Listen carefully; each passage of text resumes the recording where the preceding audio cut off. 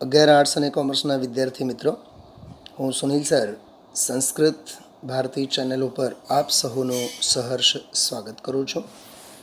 આપણે છેલ્લા સત્રમાં 10મો પાઠ હાસ્ય નિબંધ જીભ અંગે કેટલાક મૂળ ભાવો, મૂળ રહસ્યો, પાઠના મૂળ સ્વરૂપ અને સ્વભાવના મૂળ વિષય બિંદુઓની ચર્ચા આપણે કરી હતી. જીભ એક હોવા છતાં પણ રસ ચાખવાનું કામ અને બોલવાનું કામ બે કામ કરે છે. આ સિવાય પણ જન્મથી લઈને મરણ સુધી અને મરણ પછી પણ વાણી રૂપે તેઓ અમર રહે છે. અને ત્યારબાદ જ્ઞાન અને કર્મનો સુંદર સમન્વય કોઈ સાધી શકે છે તો કેવળ અને કેવળ જીભ જ સાધી શકે છે. અને બધા જ પ્રકારના રોગોનો પરિચય પણ જીભથી જ થાય છે. માણસ માત્રના સંસ્કારોની ઓળખ કોઈ આપે છે તો જીભ જ આપે છે. માન અને અપમાનના મૂળમાં પણ કોઈ છે તો જીભ છે. કેટલાકની જીભ કાતરનું કામ કરે છે, કેટલાકની સોયની ગરજ સારે છે. તંદુરસ્તી, નીતિ, વિવેક, ધર્મ એનું આખું જીવન જીભને આધારે જ વિકસે છે અથવા વણસે છે. લેખકે આમાં બહુ સરસ મજાની કલ્પના કરી છે. ઈશ્વરે જો જીભને છૂટી કરી શકાય એવી કોઈ રચના કરી હોત તો કેટલું સારું થાત. કેમ કે કંકાસ, મારામારી, ગાળાગાળીના પ્રસંગે જીભને કાઢીને ગજવામાં મૂકી દઈ, આવા કેટલાય પ્રસંગો આમાં બહુ રહસ્યમય છે.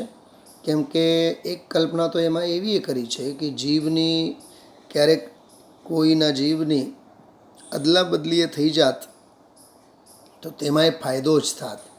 કેમ કે રામનું રટન કરનારની જીભ ખ્રિસ્તીના મોંમાં, અને ખ્રિસ્તી જે ગોડની ઉપાસના કરે તેમની જીભ, રહીમને ભજનારની જીભ કોઈ બ્રાહ્મણના મુખમાં જઈને ચડે તો આપોઆપ રામ, રહીમ અને ગોડની એકતા સિદ્ધ થઈ જાય.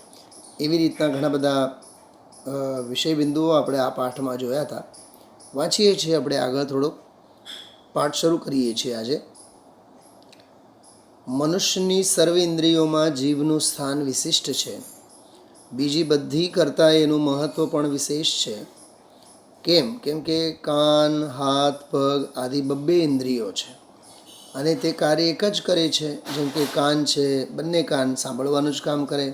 બંને હાથ કામ કરવાનું, નમસ્કાર કરવાનો, ઘરના કામ, કે વિદ્યાર્થીઓની અપેક્ષાએ વાત કરીએ તો લખવાનું, વાંચવાનું કામ કરે. પગ ચાલવાના કામ કરે. તો આ બબ્બે ઇન્દ્રિયો છે. કાન બે છે, હાથ બે છે, પગ બે છે. બબ્બે ઇન્દ્રિયો હોવા છતાં પણ કાર્ય તો એક જ કરે છે. એક સાંભળવાનું કામ કરવા માટે બે કાન છે, શ્વાસ લેવાનું કાર્ય કરવા માટે બે નસકોરા છે, ચાલવાના એક કાર્ય માટે બે પગ છે, જોવાના કામ માટે પણ બે આંખો, પણ બોલવાનું અને સ્વાદ પારખવાનું આ જુદા જુદા જે કામો છે એમ બે કામ માટે એકલી જીભ જ નિમણૂક કરવામાં આવેલી છે, અપોઇન્ટેડ છે. એટલે બીજી બધી ઇન્દ્રિયો કરતાં પણ જીભની વિશેષતા વધારે છે. એવી રીતે આ પહેલા ફકરામાં લેખકે વાત કરી. ઘણી ખરી ઇન્દ્રિયો પર આપણો કાબૂ નથી. આપણી ઈચ્છા વિરુદ્ધ પણ પર સંસ્કારની અસર તેના પર થયા વગર રહેતી નથી. કોઈ આપણને ગાળ દેતું હોય અને તે સાંભળવી આપણને કુદરતી રીતે જ ન રૂચતી હોય તો પણ આપણા પોતાના કાન એ ગાળ આપણા મગજ સુધી પહોંચાડ્યા વિના રહે નહીં. જો આ કાનોની કમી જેને કહીએ, સાંભળીને મગજ સુધી પહોંચાડે. ન જોવા જેવું આંખ અનેક વાર જુએ અને માથું ફેરવી નાખે એટલે મગજ સુધી પોતાના સંદેશો મોકલે. એવી જ રીતે દુર્ગંધ નાસિકા મગજને પહોંચાડે છે. પરંતુ જીભની ઉપર તો મનુષ્યની પૂરેપૂરી સત્તા વર્તે છે. એની ઈચ્છા હોય તો જ બોલવાનું કે સ્વાદ આપવાનું કાર્ય જીભ કરી શકે છે, અન્યથા નહીં. જો આમાં જીભ ઉપર મનુષ્ય માત્રની સ્વતંત્રતા છે, સત્તા વર્તે છે. કેમ કે કાન છે, આંખ છે, નાક છે, એ પોતે જુએ જાણે બધું કરે, તરત જ મગજ સુધી પહોંચાડે. પણ જીભનું એવું નથી હોતું. માણસ જીભથી ઈચ્છે તો સારું બોલે, ખરાબ બોલે, પૂરેપૂરી સત્તા જીભ ઉપર વર્તે છે. હવે આગળ, બોલવાનું અને ખાવાનું દુનિયાના બે મોટામાં મોટા કાર્ય, દુનિયામાં બે મોટામાં મોટા કાર્ય છે, ખાવાનું અને બોલવાનું. તો બે મોટામાં મોટા જે કાર્ય છે એક નાનકડી જીભ બજાવે છે. કામ તો મોટા છે બેઉ, પણ નાનકડી જીભ આ કામ કરે છે. માનવ જીવનમાં આના કરતાં વધારે ઉપયુક્ત કે જરૂરી બીજા કોઈ કાર્ય નથી. આપણે જોઈએ મનુષ્યના જીવનમાં, માનવના જીવનમાં એક તો બોલવાનું કામ હોય અને બીજું ખાવાનું કામ હોય. માણસના જીવનમાં બે કાર્ય કરતાં બીજા કોઈ ઓર કાર્યો દેખાતા નથી. એ બંને કાર્યની મનુષ્યના જન્મથી શરૂઆત થાય છે અને જીવનનો અંત આવતા સુધી ચાલે છે. એટલે જીવનભર ચાલતી પ્રક્રિયા છે બોલવાનું અને ખાવાનું. અથવા મનુષ્યના મરણ સુધી પણ એની જીભનું કાર્ય તો ચાલુ જ રહે છે. કેમ કે ઘણા લોકોને આપણે જો મર્યા બાદ પણ, ગુજરી ગયા બાદ પણ આપણે યાદ કરતા હોઈએ.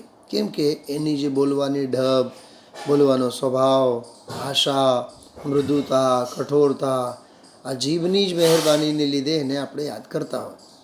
એના મત, અભિપ્રાય, વચન આદિનો પાછળનાઓ વારંવાર ઉલ્લેખ કરીને એની વાણીને અમર બનાવે છે. સમજાણો? જેમ કે ગાંધીજી હતા, અહિંસા મત માનનારા હતા, અહિંસામાં માનનારા હતા. એમનો અભિપ્રાય સત્યને અહિંસાનો હતો. બહુ કોમળ વચન બોલનારા હતા, સત્ય વચન બોલનારા હતા. એવી જ રીતે આપણે બીજા બધા પણ ઘણા બધા લોકોનો ઉલ્લેખ વારંવાર કરીને પણ એમની વાણીને અમર બનાવવાનું કામ આપણે કરીએ છીએ, કેવળ અને કેવળ એની જીભને લીધે. આમ 12મું 13મું શ્રાદ્ધ, વર્ષી આદિ પ્રસંગો યોજીને એની રસાસ્વાદની અભિલાષાને મરણ પછી પણ આપણે સંતોષે છે. વર્ષો સુધી ચાલતું હોય ને 12મું 13મું અથવા શ્રાદ્ધ, વર્ષી પણ મનાવતા હોય તો એ આવા હતા, આવા હતા, આવા હતા એમ કરીને આપણે રસાસ્વાદની અભિલાષાને મરણ પછી પણ આપણે સંતોષી કે એને આ ગમતું અને આ ગમતું અને આ બહુ જ ખાતા અને આવી રીતે. જીભનું કાર્ય મનુષ્યના જન્મથી શરૂ થાય છે અને એ મરણ પછી પણ ચાલુ રહે છે. વૃદ્ધાવસ્થામાં બીજી ઇન્દ્રિયો શિથિલ થઈ જાય છે ત્યારે પણ જીભ તો એવી ને એવી બળવાન રહે છે. જો આ ગજબની વાત.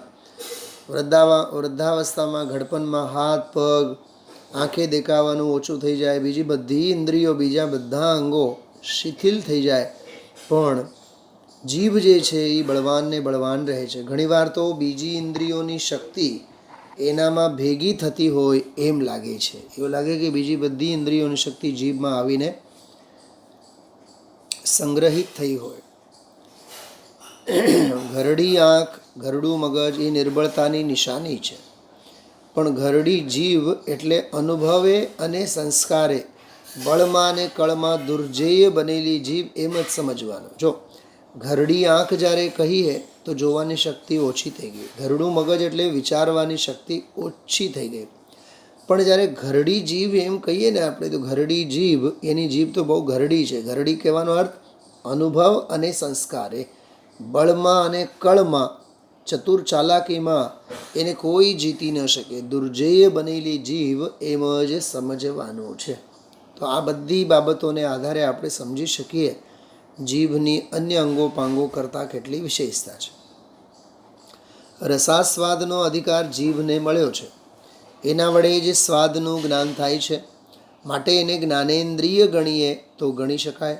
બોલવાનું કાર્ય કરે છે એટલા માટે એને કર્મેન્દ્રિય પણ કહી શકાય. જો જ્ઞાનેન્દ્રિય, કેમ કે તે સ્વાદ ચાખે છે માટે, અને બોલવાનું કામ કરે છે એટલે માટે આપણે કર્મેન્દ્રિય કહી શકીએ. કેમ કે કર્મ, બોલવાનું પણ એક કામ છે, કાર્ય છે, એટલે એને કર્મેન્દ્રિય કહી શકીએ. તો આમાં રસને, આપણે જીહ્વાને જ્ઞાનેન્દ્રિય અને કર્મેન્દ્રિય કેમ કહી શકાય એના જવાબો આમાં આપેલા છે. શ્રીમદ ભગવદ્ ગીતાની પેઠે જ્ઞાન અને કર્મનો એ સુંદર સમન્વય સાધીને બતાવે છે. ભગવદ્ ગીતામાં જ્ઞાન માર્ગ અને કર્મ માર્ગ, આજે બેની વાત વિશેષ રૂપે કરવામાં આવે છે. ભક્તિ માર્ગની પણ વાત કરી છે. અત્યારે આપણે વિચારી શકીએ કે રસ ચાખે છે, રસનું સ્વાદનું જ્ઞાન થાય છે માટે તેને જ્ઞાનેન્દ્રિય કહેવાય. બોલવાનું કાર્ય કરે છે માટે એને કર્મેન્દ્રિય કહેવાય.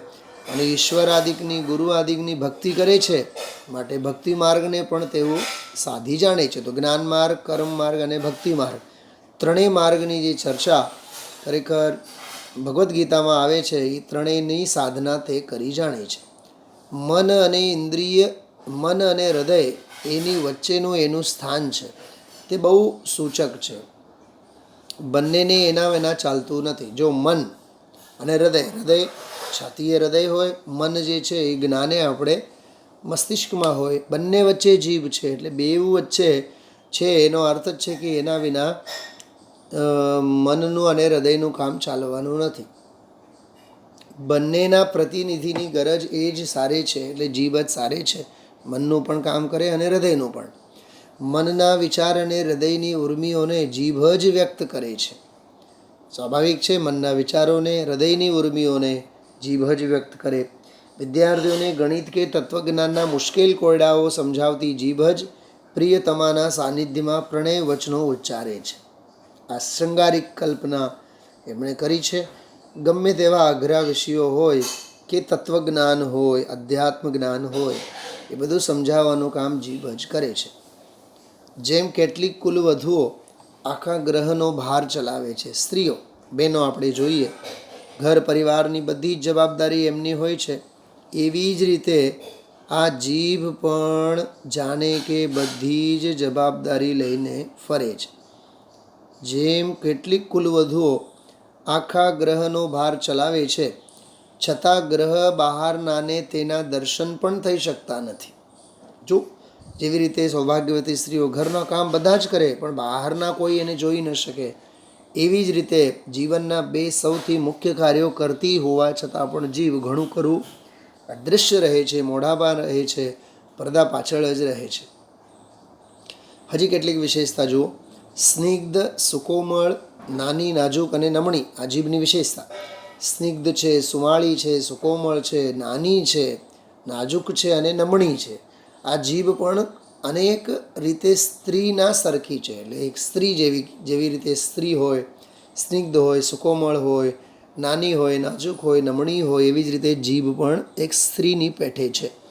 આપણે એની પાસે સૌથી વધારે કામ લઈએ છીએ, તે છતાં બને ત્યાં સુધી એને ઓઝલ પડદામાં જ આપણે રાખીએ છીએ. રસોઈ બનાવીને સ્ત્રી આપણી સ્વાદવૃત્તિને પોષે છે, અને સુંદર ઘરેણાં લુગડા પહેરીને આપણી અભિમાન વૃત્તિને પોષે છે, પુરુષોની. તેવી જ રીતે જીભ આપણી સ્વાદવૃત્તિને સંતોષે છે, અને સરસ શબ્દો વડે આપણા વખાણ કરીને અભિમાન વૃત્તિને પણ ઉત્તેજે છે. સ્ત્રીની બે વિશેષતાઓ સાથે જીભની સરખામણી કરવામાં આવેલી છે. સ્ત્રીની પેટે જીભ પણ ઘાયલ કરે છે. ઘણા એને પાડીને બોલવાની ટેવ હોય તો ઘાયલે કરી નાખે, અથવા લાગણી અને પ્રેમની ભાષામાં હોય બોલે તો બીજાને ઘાયલ કરી નાખે. અને ઘા રૂઝાવે એ છે, બીજાના ઘા દુઃખ પણ રૂઝાવે છે, બીજાની સહાનુભૂતિમાં પણ તેઓ સાથ આપે છે.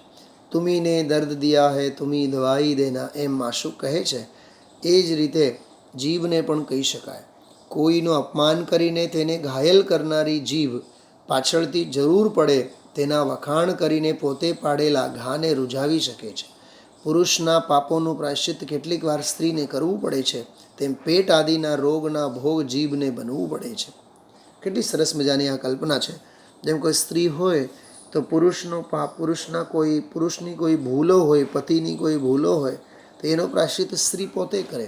એમ પેટ બગડે તો રોગ થાય, તો રોગનો ભોગ તો સૌથી પહેલાં તો જીભ પડે છે. પેટમાં અપચો થતાં જીભ પર ચાંદા પડે. પેટની વાત જીભ તરત જ કહી દે. અબળા વર્ગ તરફથી ઘણીવાર ગ્રહના છિદ્ર બહારનાને જાણવાના મળે છે. તે જ પ્રમાણે રોગોના નિદાન માટે તજજ્ઞો જીભ પર ઘણો આધાર રાખે છે. એવી રીતે આજે આપણે જીભ અંગેની ઘણી બધી વિશેષતાઓની આ ત્રણેક ફકરામાં આપણે વિગતવાર એની ચર્ચા કરી છે. આગળ કઈ સ્થિતિમાં કઈ બાબતો જીભ વડે આપણને જાણવા મળે છે, મોટો ફકરો છે. અને એના પછી પણ આગળ જીભની કેટલીક વિશેષતાઓની ચર્ચા છે, એ પછીના સત્રમાં આપણે એની ચર્ચા કરીશું. હજી ઘણું સરસ લાંબુ એવું 3 પાનાનું પાઠ બાકી છે. પછીના સત્રમાં આપણે રોગ, ભાષા વગેરેની અભિવ્યક્તિ જીભ વડે કેવી રીતે થાય અને આપણને જીભ કેવી રીતે કામ આવે છે એના અંગેની માહિતી મેળવીએ. ત્યાં સુધી સહુને નમસ્કાર. આ લિંક જે મેં મોકલેલી છે આપ વારંવાર સાંભળજો અને પોતે પણ જીભ નામનો આ નિબંધ, હાસ્ય નિબંધ 2-3 વખત વાંચો એટલે આપોઆપ આપ સૌને આના મૂળ, મૂળ વિષય બિંદુ ખ્યાલમાં આવી જશે. નમસ્કાર.